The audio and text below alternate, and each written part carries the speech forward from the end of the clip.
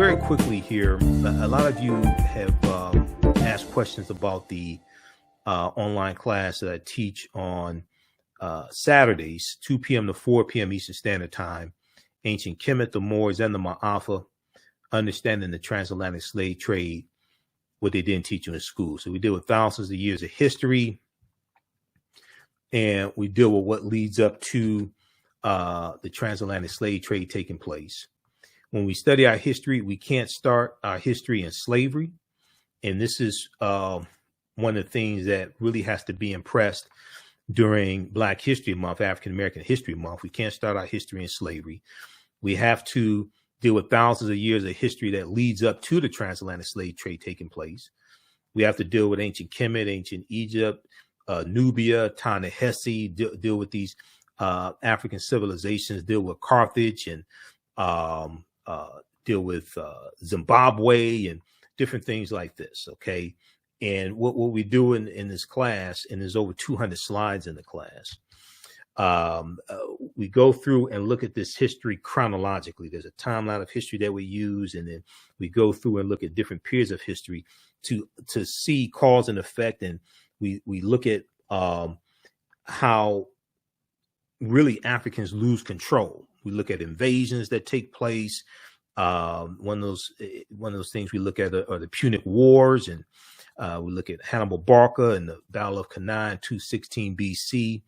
But we have to understand that even when we look here at the U.S., we have to understand that African people have been in the land we call the United States of America, this landmass. We've been here at least 51,700 years.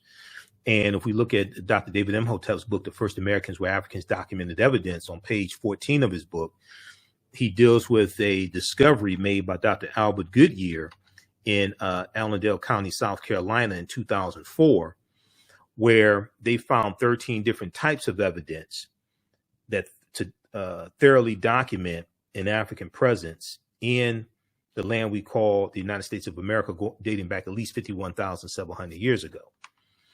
Now, this is, and in South America, dating back at least 56,000 years ago. And they found artifacts, architecture, campsites, carvings, Egyptian writings, footprints in lava, genetic M174, dihaploid groups dealing with DNA and genetics, linguistics, painting, skulls, skeleton structures, and tools. Now, these were the Khoisan. The Khoisan have the oldest DNA on the planet. This is Dr. Albert Goodyear, who's an archaeologist at the University of South Carolina. This is an article from 2004 from ScienceDaily.com that talks about his discovery. This article is almost 20 years old. New evidence puts man in North America 50,000 years ago. Because one of the things we do in the class is we look at archaeological discoveries, and these archaeological discoveries that have come out in the past, within the past 10 years, that are causing the archaeologists and scientists to totally rethink everything and push the timelines back. Okay, so this is why we can't start our history in this country with us conquered and shackled and chained and conquered by Europeans. All right, but even when we deal with our history before the United States, we can't start our history in 1441 with the Portuguese going into Mauritania. We can't start our history in slavery. We have to deal with when African people ruled the world. So the Khoisan have the oldest DNA on the planet. In October 2012, genetic study published in Science magazine found that the Khoisan in Southern Africa are the oldest ethnic group of modern humans, with their ancestral line originating about 100,000 years ago. The Khoisan, formerly called by the derogatory term Bushmen, are genetically unique, and no other currently known population had separated so early from our common modern human ancestor, according to the report. The Khoisan live mainly in Southern Africa and territories spanning Botswana, Namibia, Angola, Zambia, Zimbabwe, and South Africa. They are largely divided into two groups: hunters and gatherers, the Sans people, S-A-N, that's the Sans people, and keepers of livestock, the Khoisan people. The Khoisan languages include the distinctive click sounds that aren't found in the languages of their neighbors. Now, AtlantaBlackStar.com has a good article called 5 Ethnic Groups That Prove the First Humans Were Black. Okay. And then we have the people of the Andaman Islands as well. There's a number of different archaeological discoveries that we look at that will totally blow your mind, and they're causing the archaeologists and paleontologists and scientists to understand that all of this is much older than we thought, and they have to keep pushing the timelines back. I mean, there was an ancient beer factory discovered. It was discovered last year. It was discovered in 2021 in Egypt that dates back 5,000 years.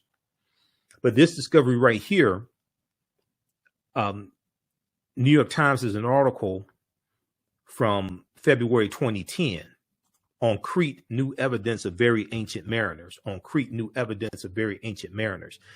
And this discovery deals with on the Greek island of Crete, which has been an island for more than 5 million years. They found stone tools that date back at least 130,000 years ago. They found stone tools that date back at least 130,000 years ago. And they said this is looked at as evidence, because it's considered strong evidence for the earliest known seafaring in the Mediterranean. Now, Crete has been an island for more than 5 million years, meaning that the tool makers must have arrived by boat.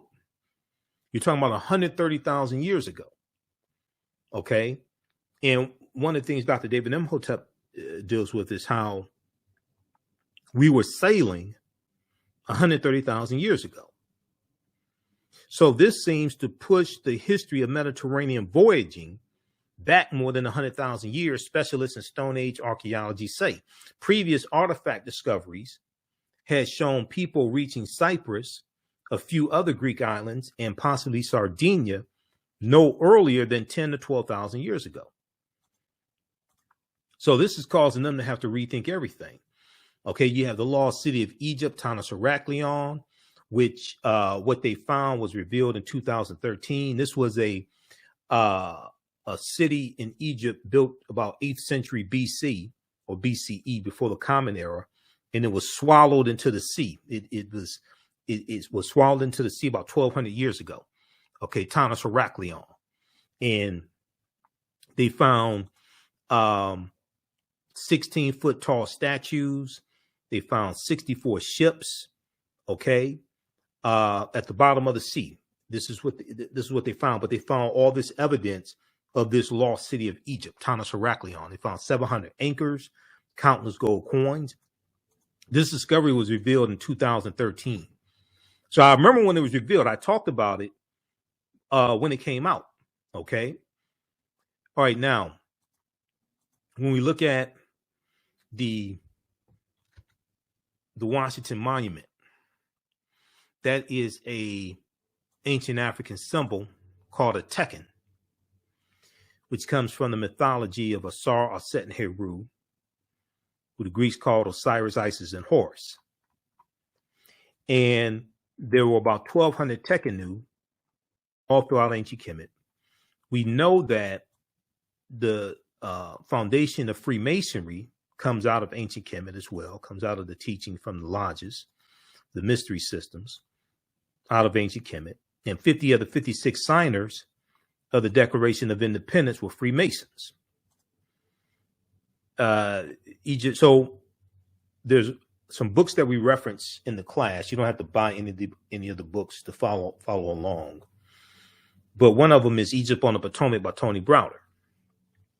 And I've interviewed, Browder's a friend of mine. I've interviewed him a number of times. Brilliant historian and archaeologist. There were approximately 1,200 Tekhenu built in ancient times, but only about a dozen are found in Egypt today. Many of the Tekhenu removed from Egypt are now in Istanbul, Turkey, London, England, Paris, France, Berlin, Germany, Vatican City in Italy, Rome, Italy, Vatican City, and elsewhere throughout the world. The Tekhenu for plural, are now called obelisks by their new owners, and few know their origin or that they symbolize the resurrection of the African king Asar, or the African king Asar from the mythology of Asar, Set, and Heru. Now, the word Mason is derived from the Latin words mass and sun. Mason means child of light and expresses the desire to pursue light, which is a metaphor for the sun, which symbolizes knowledge. So for eons,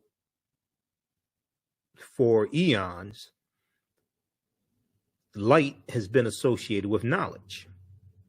And even when you watch, say, cartoons, and a cartoon character has an idea, you may see a light bulb go off over the cartoon character's head, associating light with knowledge. And darkness has been associated with ignorance or lack of knowledge. So when Europe is cast into the Dark Ages, after the Vandals and the Visigoths crushed the western portion of the Roman Empire in 476 AD, this is a period of ignorance. And it's going to be the teachings that the Moors taken to Europe, coming from the Nile Valley region of Africa, the knowledge coming from the Nile Valley region of Africa. The African Moors are taking the light from Africa into the dark continent, Europe. And this knowledge brings Europe out of the Dark Ages. Okay, it brings them out of the Dark Ages, late 1400s. And then they go into the next age, like early 1500s, they go into the next age, which is the Renaissance age, which is a period of enlightenment, light in reference to knowledge. The Renaissance age, a period of enlightenment. The term child of light or sons and daughters of light was first used to identify students who had completed 42 years of study in the temples of ancient Kemet. Many Masonic temples were modeled after the temples of Kemet, places where light or knowledge was imparted in a series of steps or degrees. So George G.M. James talks about this in Stolen Legacy. The concept of liberal arts colleges comes out of ancient Kemet, comes out of ancient Africa. And he taught in Stolen Legacy, he talks about the 7 liberal arts, the arithmetic and the rhetoric and the logic, different things like this. And the concept of going to an institution of higher learning and getting your credentials in a series of steps or degrees comes out of ancient Africa. So associate's degree, bachelor's degree, philosophy degree, PhD, etc. These are ancient concepts. Okay, so Masonic temples are considered houses of light or temples of learning. The term Mason, child of light, is a direct reference to the highest degree of the Kemetic education system. Okay. The 33 degrees of instruction within Freemasonry represent a fraction of the 360 degrees of instruction that comprise the Kemetic system of education. Yet with less than 10% of the wisdom of ancient Kemet, of ancient Africa, Freemasons have held positions of influence and power throughout the world for over 200 years. Read page 33 of Egypt on the Potomac by Tony Browder. Okay, so is a ton of information that we deal with. We deal with things like who was St. Nicholas, because we go through and look at thousands of years of history. And we go through this history chronologically. We deal with some of the history of the Moors and going into the Iberian Peninsula, which is today known as Spain and Portugal, 711 AD. We look at some different African civilizations, Ghana, Songhai, and Mali, and Zimbabwe, and Carthage, and Nubia, and Abyssinia, Ethiopia. But when we look at St. Nicholas, first of all, a lot of the early Christian saints were African saints. A lot of early Christian saints were Africans. And early Christianity looks a lot like traditional African spiritual systems. A lot of early Christians believed in some sort of reincarnation. So if you read Christianity Before Christ by Dr. John G. Jackson, he breaks down a lot of this in the book. Okay, now how's everybody doing? Okay, you're still there? You still awake? Okay, give me a thumbs up, give me a heart, give me a like. How you like this type of information?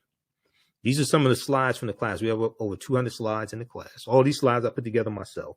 I've been teaching this class since 2017, but it has grown immensely since I first taught it in 2017.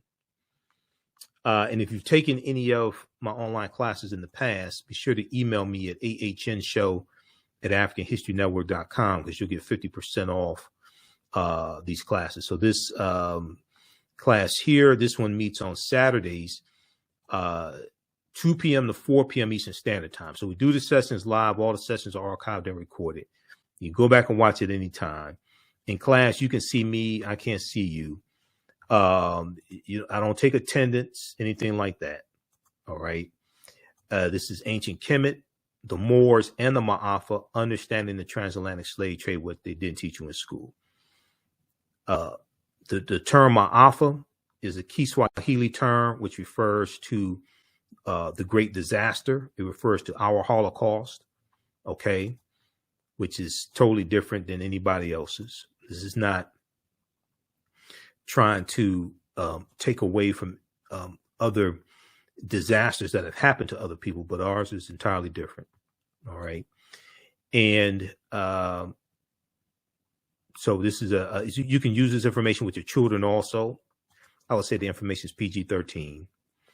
The other class that I teach is, so this class is on sale $60, regularly $130. And after there's also bonus content that you get as well. So there's 15 bonus lectures that you'll get from me that make up the Michael Imhotep 15 lecture bundle pack. We have it in DVD format, the 15 DVD bundle pack, but you're going to get it in digital format when you register for this class. Okay, you get 15 of my lectures that are included in this bundle pack also.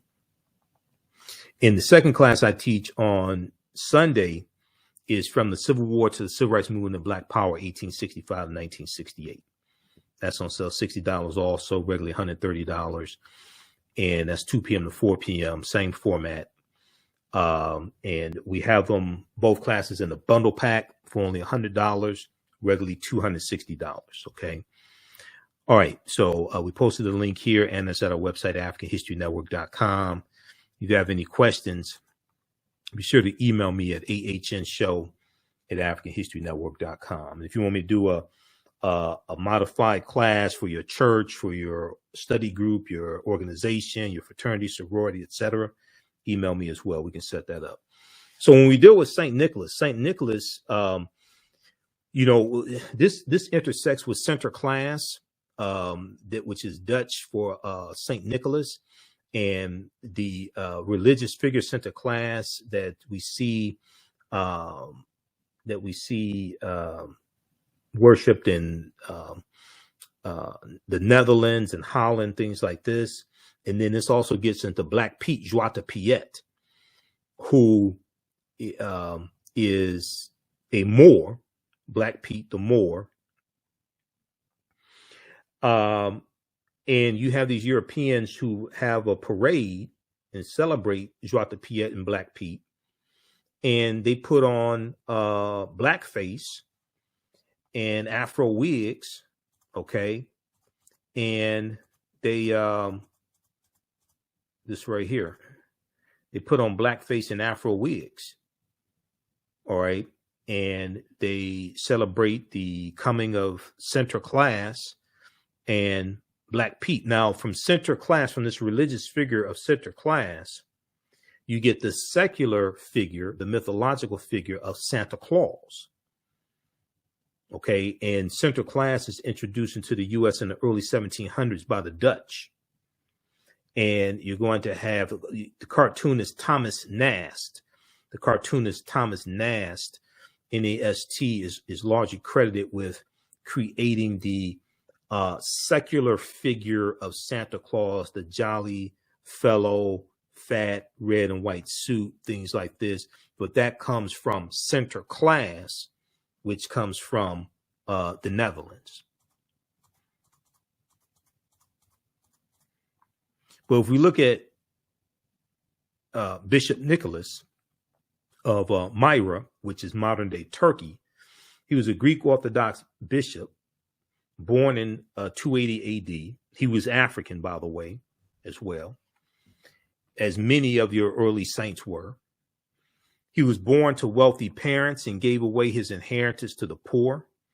He's a patron saint to children, seamen, prostitutes, pawnbrokers. And patron saints are saints who are said to watch over different groups of people. These are patron saints.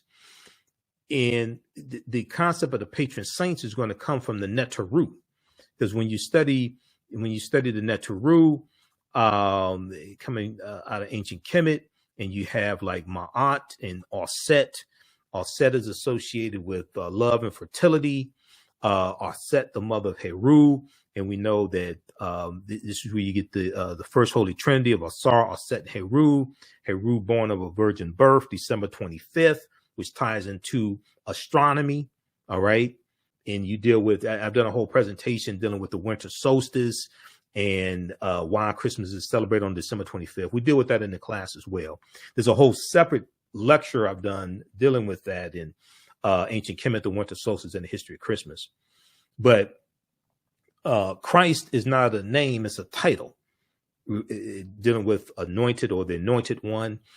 Christ coming from the Greek Christos, coming from the Kemetic ka rest, ka meaning spirit, rest meaning to rise.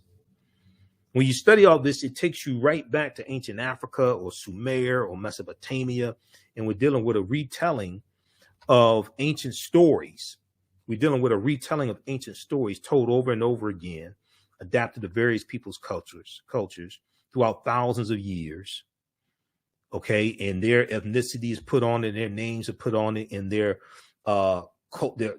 ideology that coming from their culture. Their mores, their cultures, things like this are infused into these stories. When you look at in Europe, they were worshiping the Black Madonna and Child even before the Moors go into Europe, which comes from Asar, Auset, and Heru.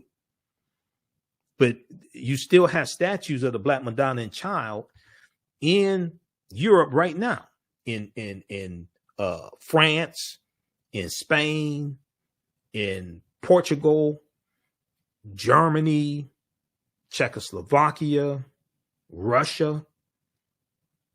And from the Black Madonna and Child, you get the decolorized version of the white Mary and Jesus. And as Europeans are coming out of the Dark Ages and they start conquering other people's lands and extracting the wealth out of people's lands, extracting the mineral wealth and building up Europe, because Europe had been devastated by the Black Death, the bubonic plague, and from 1347 to 1400, Europe loses between a quarter to a third of their population.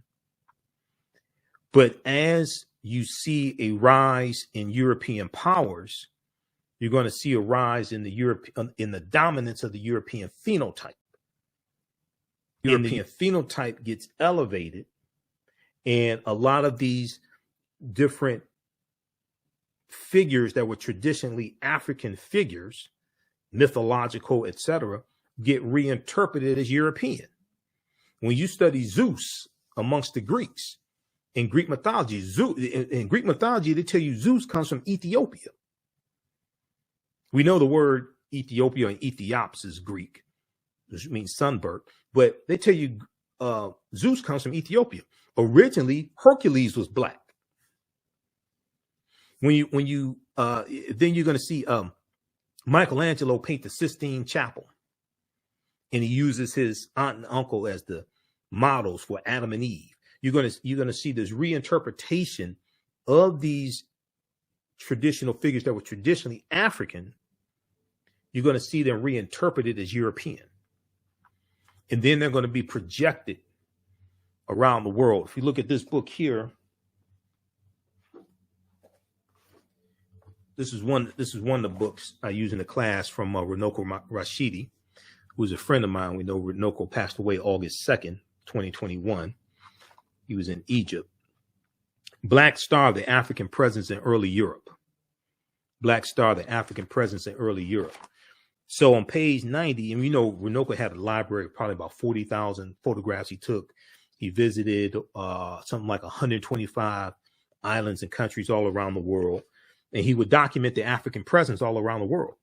So these are statues of the Black Madonna and Child in Switzerland, Poland, Madrid, Spain, Luxembourg City, Luxembourg. They were basically worshiping African people. This is coat of arms of Pope Benedict XVI with the head of a Moorish king. Because when you study a lot of these Europeans' bloodlines, they have African Moors in their bloodlines because the Moors intermixed into European populations. Okay, so on a lot of the royalty in these different European nations, on their coat of arms, they have an African Moorish head because they had some Moorish ancestry in their bloodline. This right here is the flag of Sardinia, the national flag of Sardinia that has 4 Moors heads on it. That's the national flag right now. Originally, the bandana was a blindfold because the Moors were in those areas, but they were conquered. And we're going to see in different areas, like the Moors conquered and enslaved, and we see this especially amongst the Spanish. Okay. And they're going to be taken into different like Spanish colonies. But this is a deep history. We look here, you see the Black Madonna and Child here in France. You see it, another Black Virgin of Paris. We see one here in Spain. Another one in Kremlin in Moscow. This painting, that's in Moscow. This is page 89. Okay, so this all ties into our history. This is a deep book right here. I interviewed Runoko about this book in 2014. This is another book we use in the class, Golden Age of the Moor, edited by Dr. Ivy Van Sertima. Because this, we go through and deal with this history chronologically. Okay, so Golden Age of the Moor is another book we use. Before the Mayflower by Lerone Bennett Jr. is one that we use. Okay, this is the 6th edition. It's beat up. I need another one. Now Valley Contributions of Civilization by Tony Browder is one. How White Folks Got So Rich, The Untold Story of American White Supremacy. This is the 3rd edition from the Nation of Islam Research Group. The Egyptian Philosophers, Ancient African Voices from Imhotep to Akhenaten by Dr. Malefe Kete Asante. Now, you don't have to buy any of these books to follow along in class. I use these for reference. We cite different parts of the book. This right here, the Declaration of Independence and Other Great Documents of American History. I use it more so in the second class I teach, from the Civil War to the Civil Rights Movement and Black Power, 1865 to 1968. This one right here. This is probably about $2 from Dover Books. This is a really good one. It has Declaration of Independence, U.S. Constitution, all that stuff in there. But you can read the U.S. Constitution at loc.gov, Library of Congress website. Okay, you can read it for free there. Because when we understood the Constitution, we'd be much better off. We understood history and law. This one right here, Collective Courage, A History of African American Cooperative Economic Thought and Practice by Dr. Jessica Gordon Emhart, which deals with our deep, rich history of cooperative economics and the co-ops. This is another book that we reference in the class. Okay.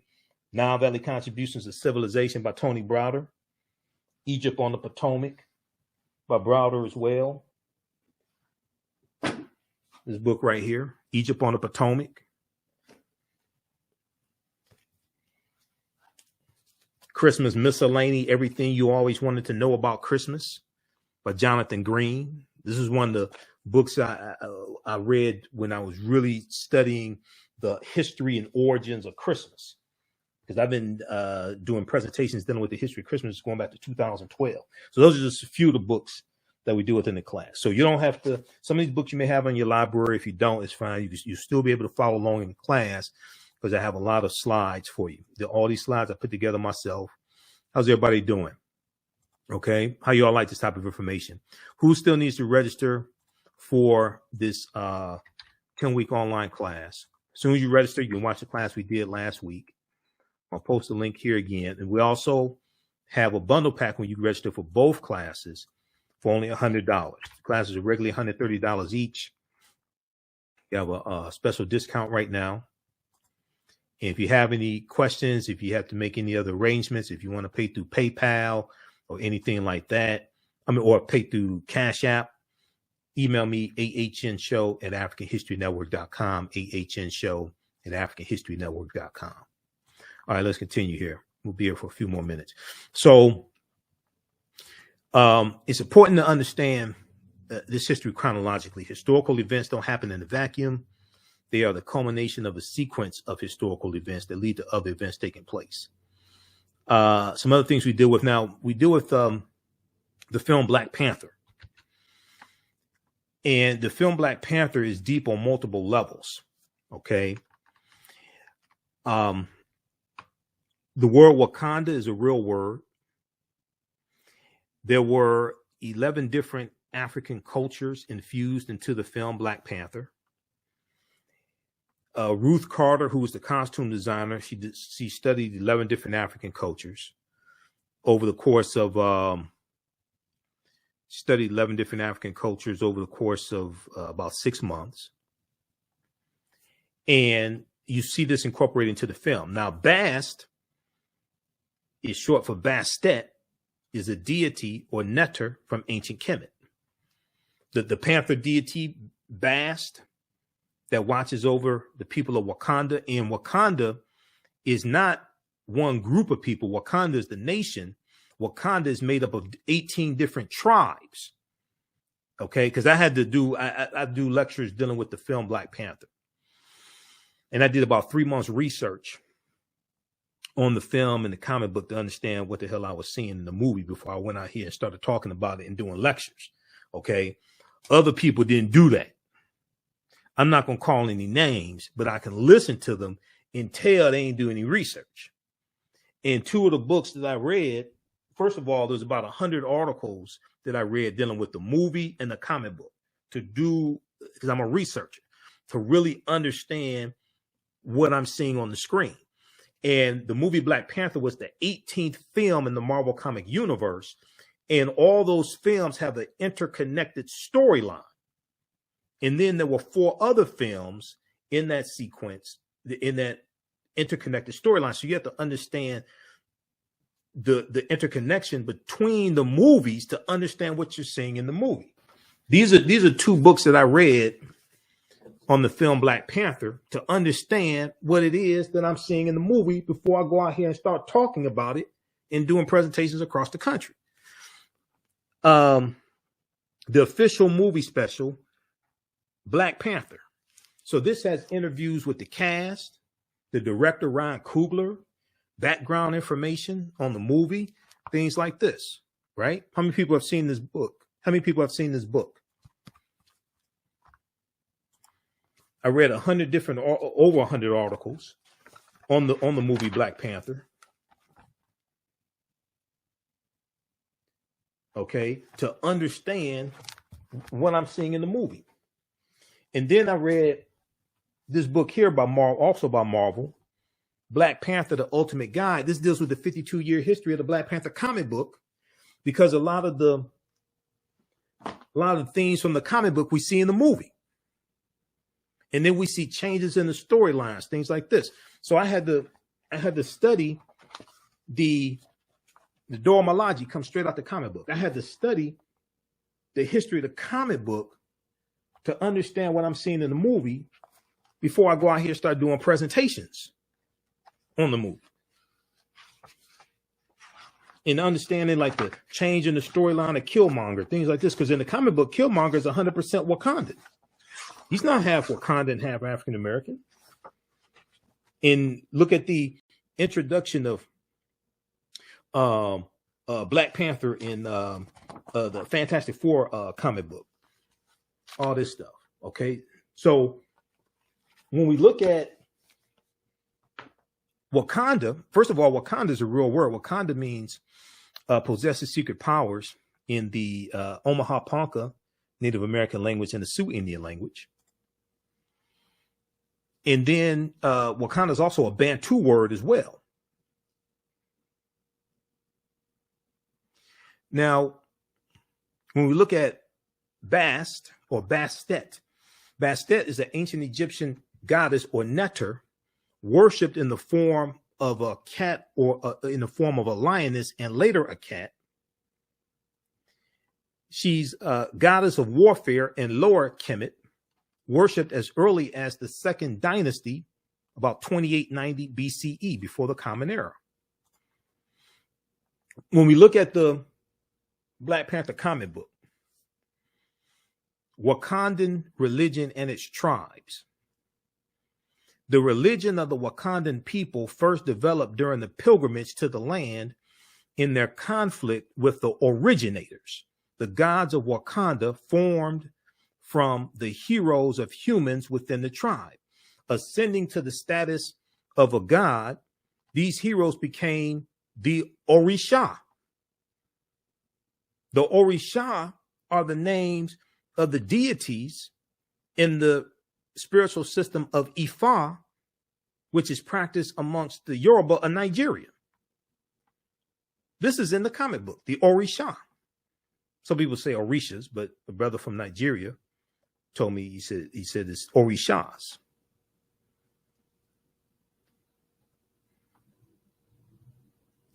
Ascending to the status of a god, these heroes became the Orisha, taking the names Koku, Thoth, Thoth. Thoth is what the Greeks call Dahuti.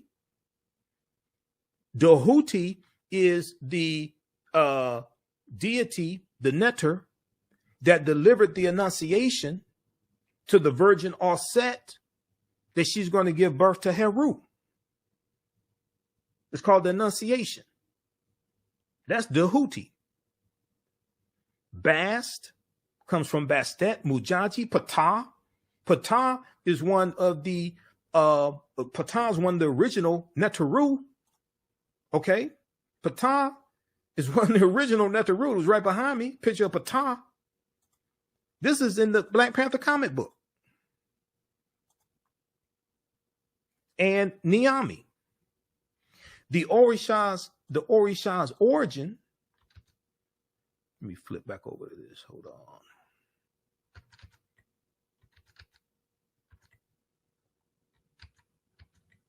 The Orisha's origin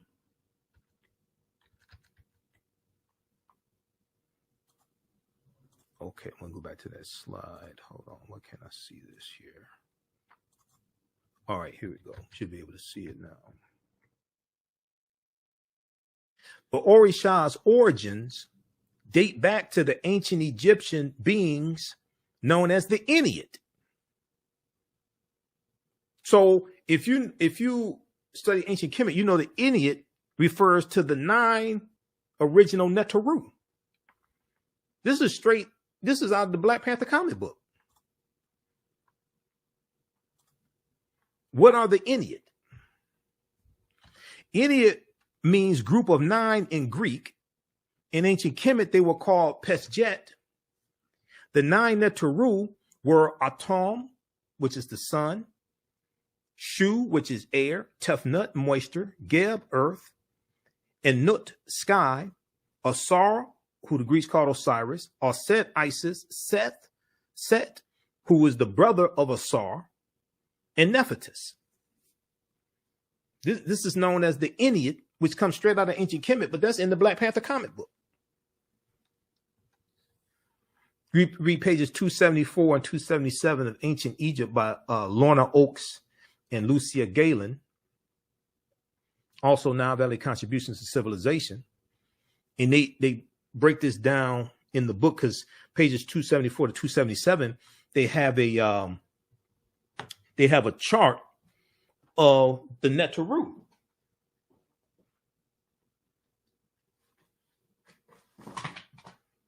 This book right here.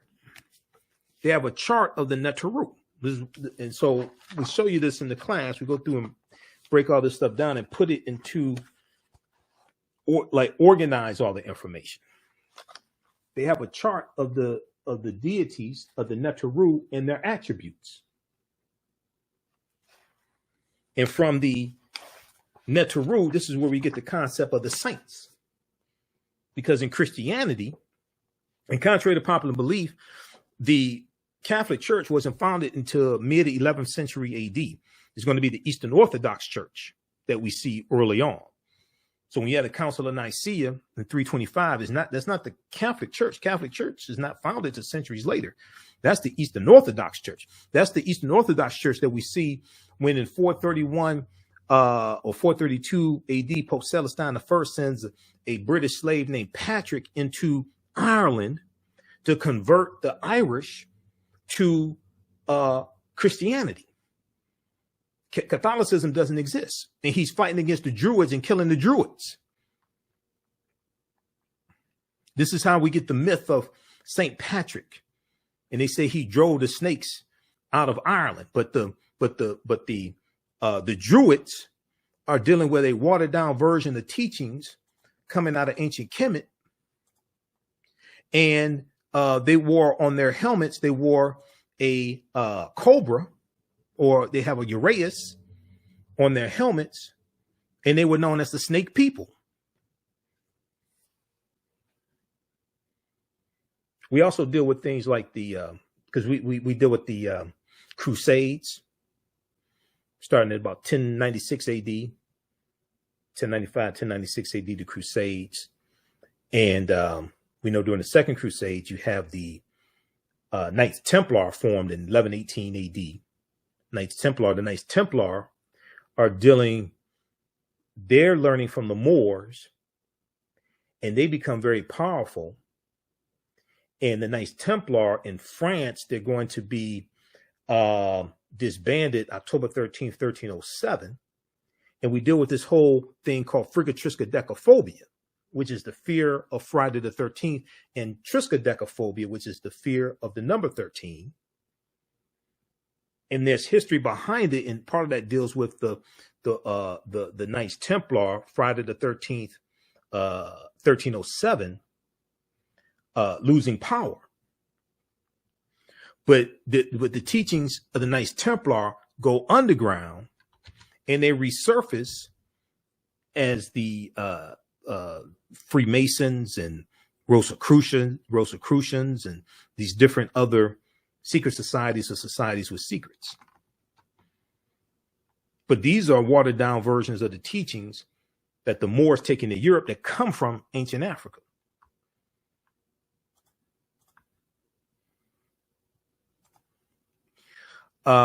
So this is just a sample of the type of information that we deal with. In Wisconsin, there's a water park called Wakanda, because Wakanda is an ancient term. You have a school in Nebraska named Wakanda. You have a water park in Wisconsin named Wakanda. Because I did a lot of research on this, right? So you'll see some different spellings of the name Wakanda. But Wakanda is the great creator power of the Osage, Omaha, and Ponca Native American tribes. But we know the first Americans were Africans when we actually study this history, in this chronology of this history. This takes us back to Dr. David Imhotep's book. The first Americans were Africans, documented evidence. Wakanda is an abstract, omnipresent, creative force who is never personified in traditional Siouan legends, and in fact did not even have a gender before the introduction of English with its gender-specific nouns. You can check out native-language.org for more information, but there's other information out there on Wakanda, which is an ancient term. Located in Wakanda Park in Menominee, Wisconsin, on the shore of Lake Menominee, this group is what's left of once large cluster of mounds that were submerged when Lake Menominee was created by damming Red Cedar River. Out of 17 submerged mounds, 14 were excavated by archaeologists. Some of the mounds contain burials, including an individual wearing clay mask, the feature found in only 2 other mound sites in Wisconsin. By different accounts, either 3 or 4 mounds are still extant in the park, all supposed to be ovals. I found 2 definite mounds in decent condition, unmowed and away from pedestrian traffic at the dead end of the ridge overlooking the lake. Nearby, there was a raise in the ground that might have been a 3rd mound, but is pretty low and mowed with the rest of the disc golf course on which it's located. Okay, you check out wisconsinmounds.wakanda-park-mounds.html or Menominee-wi for wisconsin.gov. Now,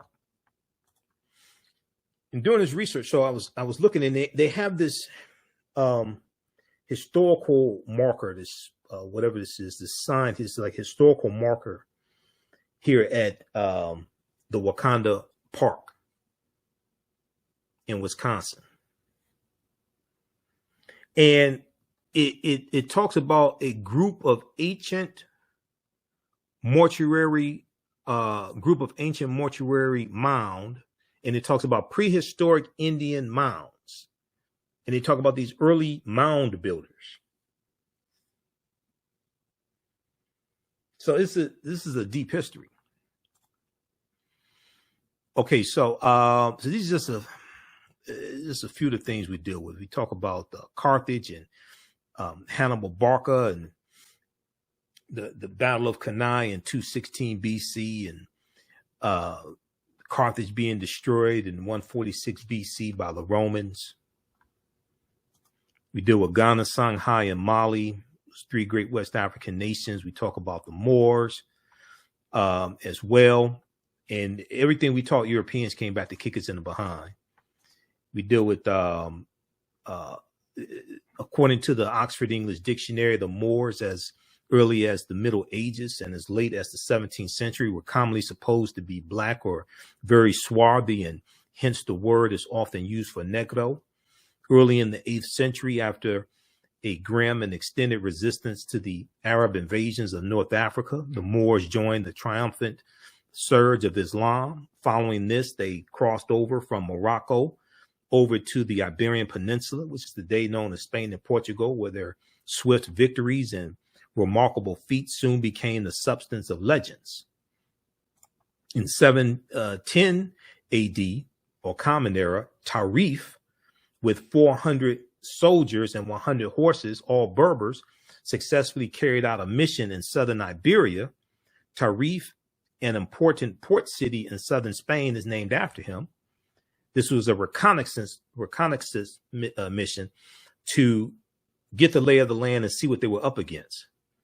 It is clear, however, that the conquest of Spain was undertaken by Tariq ibn Ziyad. Tariq was in command of an army of at least 10,000 men. And where they land when they go in 711 AD, it's a rock promontory called Jebel Tariq, or Tariq's Mountain, also known as Gibraltar or the Rock of Gibraltar. And this is named after Tariq ibn Ziyad. So we go through and we look at everything from Christopher Colon to Publius Cornelius Scipio Africanus, who is attacking Carthage. We look at what Columbus is central to really understanding the spread of the transatlantic slave trade and where he went on his 4 voyages. And the nations that he conquered, the island nations that he conquered, like Jamaica and Dominican Republic and Haiti on the island of Hispaniola, which he called La Isla Española, which is anglicized to Hispaniola, okay, refers to the Spanish island.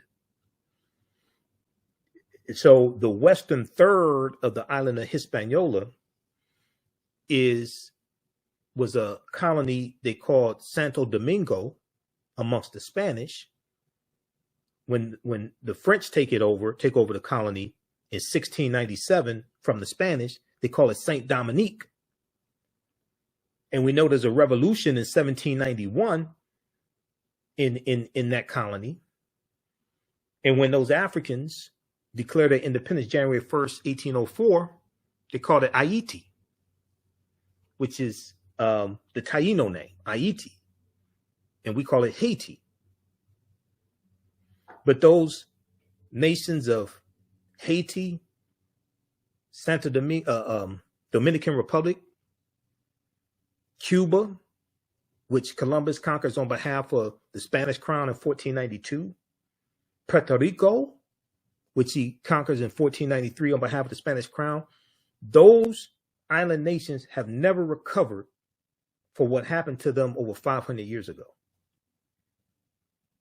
They're still dealing with the side effects of what happened to them over 500 years ago. And the British take over Jamaica from the Spanish. The French take it over from the Spanish. But when we look at where Columbus goes on his 4 voyages, see, Columbus helped lay the foundation for slavery, racism, capitalism, the exploitation of indigenous people.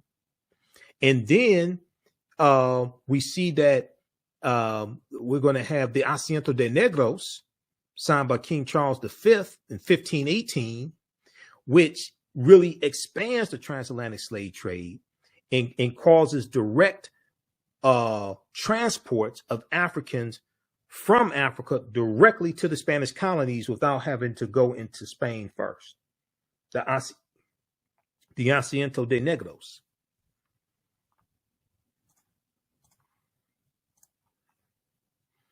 So we go through and look at a timeline of history. We deal with things like what are papal bulls?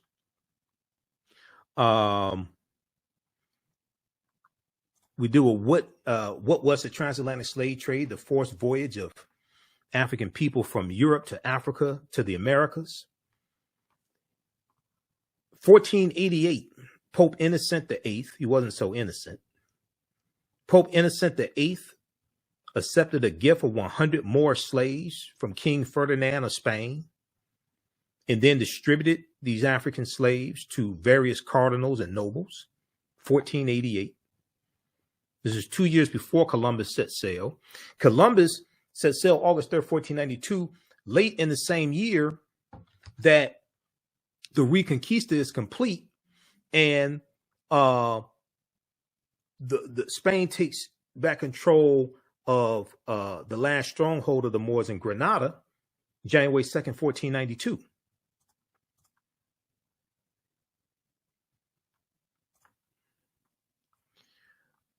When we look at, let me see here. What was the Middle Passage? So the Middle Passage was the leg of the triangular trade from Africa to the Americas, or what Europeans call the New World. Manufactured products such as rum and textiles were, or weapons and gunpowder, etc., were taken from Europe to Africa in exchange for Africans who would become slaves or exchange for gold and silver. These Africans were then sold in the Americas, in the Caribbean, for raw materials such as sugar and molasses. And one of the things that they're doing, especially amongst the Spanish, and the French do this also, they set up sugarcane plantations in these colonies because sugarcane grows in warmer climates. So Jamaica and Haiti and Cuba and Puerto Rico are excellent climates to grow sugarcane. And sugarcane was a big commodity even before cotton became king. So we take you throughout history, and then we leave off in about the 1830s or so, 1840s. In the second class that I teach, from the Civil War to the Civil Black Power, 1865 to 1968, that second class basically picks up where this first class leaves off. And the reason why is because the second class is a 10-week online class. There's so much information that I had that I couldn't deal with. See, that the period of time from 1865 to 1968 is a crucial period of time. And we're dealing with the Civil War. We're dealing with the Special Field Order number 15, 40 Acres and a Mule, all this history. Okay. So the second class, from the Civil War to the Civil Rights Movement and Black Power, 1865 to 1968. We go through in each class, we analyze about a 10, 15, 20-year period of time. We start in 1803 with the Louisiana Purchase, which is tied to the Haitian Revolution of 1791. And France sells the land that they have here in the U.S. They sell that land for about $15 million to the U.S. in 1803. And that deal was signed off on by Thomas Jefferson, President Thomas Jefferson. So the Louisiana Purchase basically doubles the territory of the U.S. at that time. And they're going to carve out about 15 states out of this territory. Louisiana Purchase of 1803, which is tied to the Haitian Revolution. And the Louisiana Purchase of 1803 brought into the United States about 828,000 square miles of territory from France. France had no right to the land. This land basically stolen from Native Americans and African people who were already here. But this doubled the size of the U.S. What was known at the time as the Louisiana Territory stretched from the Mississippi River in the east to the Rocky Mountains in the west, and from the Gulf of Mexico in the south to the Canadian border up north. Part or all of 15 states were eventually created from the land deal, which is considered one of the most important achievements of Thomas Jefferson's presidency. You check out history.com, official website of the History Channel. They have some good information there on Louisiana Purchase. So we go through and look at this history. We look at we look at this history chronologically as well. We look at Texas becoming part of the Union in 1845. We look at Texas winning their independence from Mexico in 1836. Mexico winning their independence from Spain in 1821. Vicente Guerrero becoming the second president of Mexico in 1829. He's of African descent. He abolishes slavery. We look at the Alamo, the fight over the Alamo, the fort, 1836. Look at the Mexican-American War, 1846, 1848. Okay. And because of the Mexican-American War, then the U.S. is going, and you're dealing with this concept of manifest destiny as well.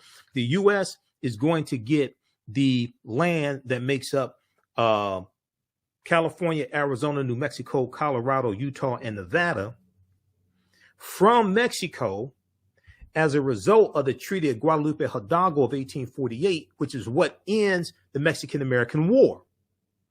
And you're dealing with westward expansion, and you're dealing with the United States basically want to take over the entire North American continent. You're dealing with territorial disputes. This is how the Mexican-American War starts. But because of the Mexican-American War, you're going to have what's called the, and even before that, you have the Missouri Compromise of 1820, which organizes the land that the U.S. gets from the Louisiana Purchase. But the Compromise of 1850 organizes the land that the U.S. gets from Mexico. And it comprises, the Compromise of 1850 comprises of 5 bills. The 5th bill that it comprises of is the Fugitive Slave Act of 1850, which intensifies the abolitionist movement and causes more runaway slaves to go into Canada as opposed to staying in the North. And this is 4 years before the Kansas-Nebraska Act of 1854. And as a result of the Kansas-Nebraska Act of 1854, you have the Republican Party founded in 1854. Because the majority of the time that slavery exists in this country, you don't have a Democratic Party or Republican Party. Democratic Party is not founded in 1828. Republican Party is founded in 1854. So we're going to go through and see what leads to the Civil War taking place. Okay. And that's triggered especially by the election, the November 6, 1860 presidential election. And Abraham Lincoln becomes the president-elect. And the many southern states fear that Lincoln's going to free the slaves. So the first state to secede from the Union is South Carolina, December 20 of 1860. About 6 weeks after Lincoln becomes president-elect. The Civil War in the United States began in 1861, April 12, 1861, with the attack on Fort Sumter in South Carolina. After decades of simmering tensions between northern and southern states over slavery, states' rights, and westward expansion. The election of Abraham Lincoln, November 6, 1860, when he became president-elect, caused 7 southern states to secede from the Union and form the Confederate States of America. 4 more states soon joined. The war between the states, as the Civil War was also known, ended in Confederate surrender in 1865.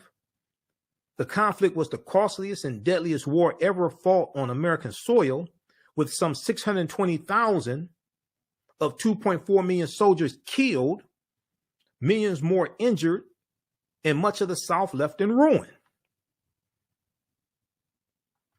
And then we deal with Reconstruction, which is a crucial period of history, which is not really taught in schools.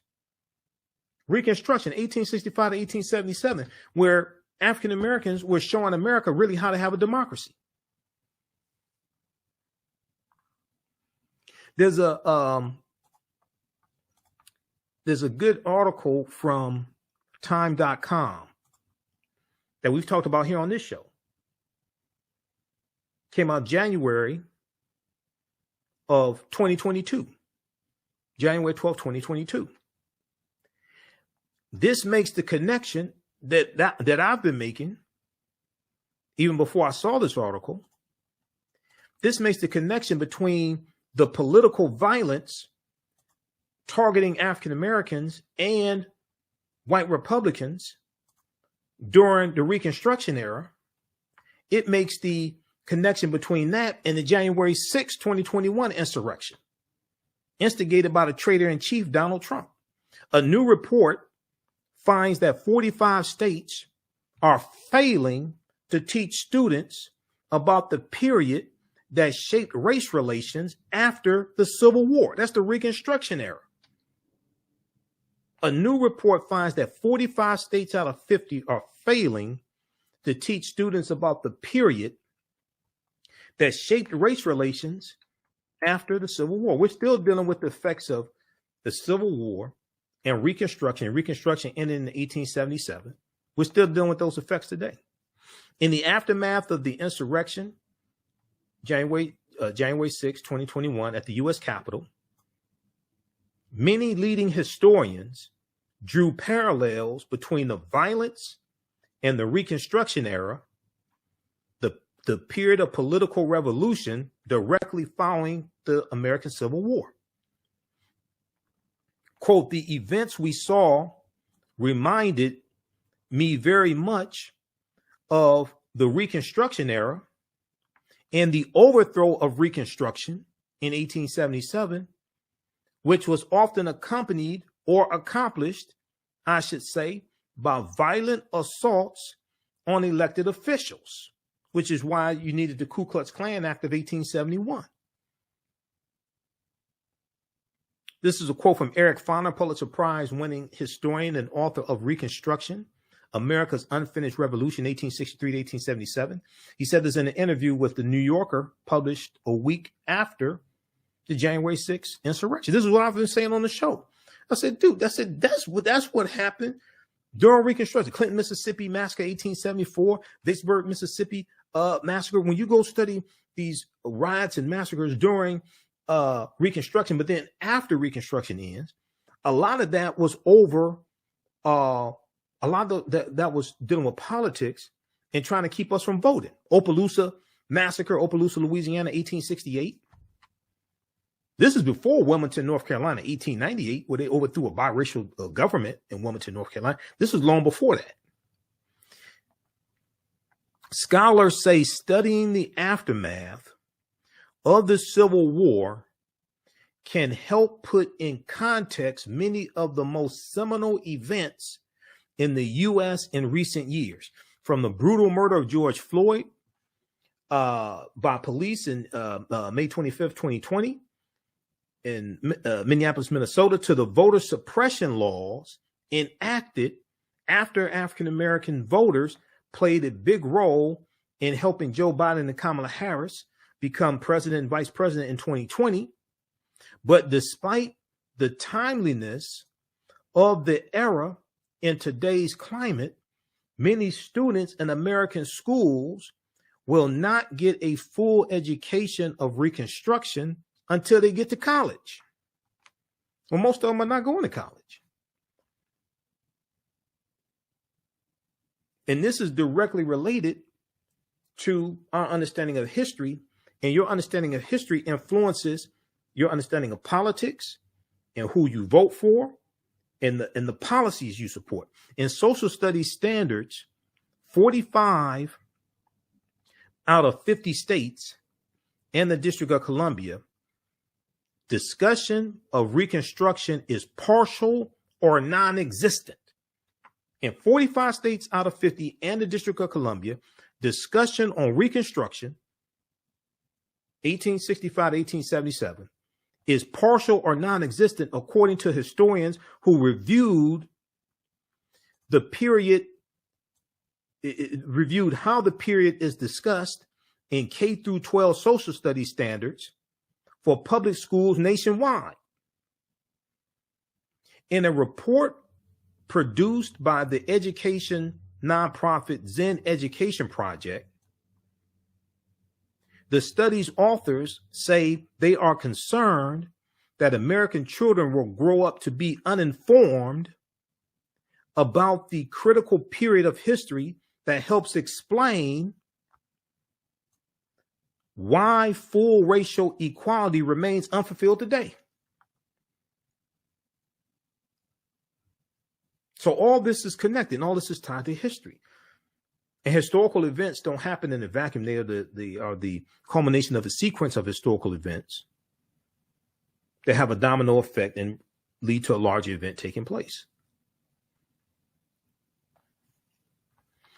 Okay, so check this out from time.com. A new report finds that 45 states are failing to teach students about the period that shaped race relations after the Civil War.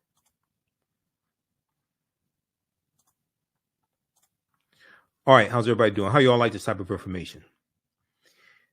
So I teach the classes on the weekends, Saturdays and Sundays, 2 p.m. to 4 p.m. Eastern Standard Time. If you have any questions, email me at ahnshow@africanhistorynetwork.com, I'm going to post the link here again. You can register for the online class. You also can register for the bundle pack. So the class is regularly $130. They're on sale $60. $60 each. We have the bundle pack. You can register for both classes for $100. If you want to pay through Cash App, email me and we can do that as well. Or you can just send it through Cash App also. I'll enroll you in the class. We have a Cash App information here. $, the AHN show through Cash App and through PayPal, paypal.me/the AHN show. So on Saturdays, we have the information at our website, AfricanHistoryNetwork.com. On Saturdays, 2 p.m. to 4 p.m. Eastern Standard Time, Ancient Kemet, the Moors, and the Maafa, Understanding the Transatlantic Slave Trade, what they didn't teach you in school. As soon as you register, you can watch the class we did last week. So we do the sessions live. All the sessions are archived and recorded. You can go back and watch them anytime, okay? You don't have to be present in class.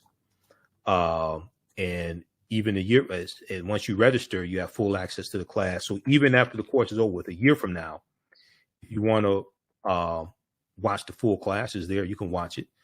You can also use this information with your children and your family. The information, I would say, is PG-13. I don't do a lot of cursing. It's not overly graphic. I don't show naked people and things like this. It is, it's not like that. On Sundays, 2 p.m. to 4 p.m., I teach from the Civil War to the Civil Rights Movement and Black Power, 1865 to 1968. Okay. All right.